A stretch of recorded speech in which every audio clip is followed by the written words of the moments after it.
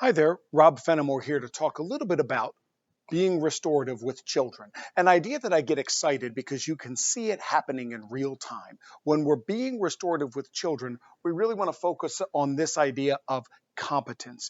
What does it look like when a young person is learning a skill in a nonlinear, in a fumbling manner? One idea that we need to talk about real fast and we need to model and we need to be explicit with is teaching kids how to trust the process. We need to trust the process that while we're learning something new, we're going to make mistakes. We're going to take 3 steps forward and 5 steps back. We might lose steam. That's where the adult, caregiver, coach, pastor, mentor, teacher, doesn't matter. We're there to help in case you don't know what to do next. We're not taking that agency away from you. We're going to intervene early. We're going to support early. We're going to demonstrate over and over again how to do it, and then we're going to step back. We haven't gone anywhere. Too often, we intervene too early before the lesson of the mistake is learned. We jump into control or convince too early so that we don't experience natural consequences. We can take working with hammers. I have 2 sons, and one thing that we learn early is that hammers don't just slam. We can actually use them, the hook part on the back, we can use them to extract. Sometimes when we have time out back, my kids will take hammers and they just start trying to hammer away and chip away at stuff.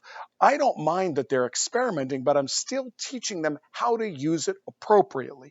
We don't want to swing it around. We want to focus on the nail or the branch or whatever it is that we're trying to hit to loosen or slam down in, or the hooks to pull it out.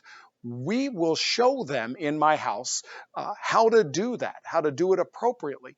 But they've got to learn how to handle the weight. They've got to learn what to do with it. We don't just teach hammer, we invite the ability to learn carpentry.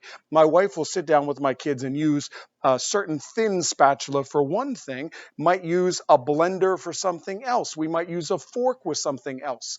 We want to show them how to use tools, slowly figure it out, slowly develop the skill. The whole time they're learning that it takes a long time to turn the batter. We might use a different tool to be able to do that. We want them to become resilient, tough, how to, positive while it's difficult, because we are not abandoning them while they're struggling. We want them to learn the right way to do things, the right behaviors. That's going to take time, though. We're going to stay connected. We're going to continue to communicate. We're going to continue to offer opportunities for them to learn, to be more competent as they're learning a new skill, using a new tool. How many of us know, for example, someone who can get stressed out with a new piece of technology? Because in their brain, even though they see the tool in front of them and they might understand a little bit, they can't conceptualize a plan for action.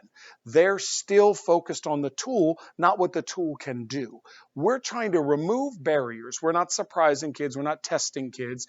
We're not trying to confuse kids. We're going to teach them what's expected. We're going to allow them to become more competent at it over time while standing alongside and making sure that we're intervening early so we don't develop negative patterns. But we're going to model and we're going to be consistent with, we're going to make mistakes. That's okay. What did we learn from it? What can we avoid in the future?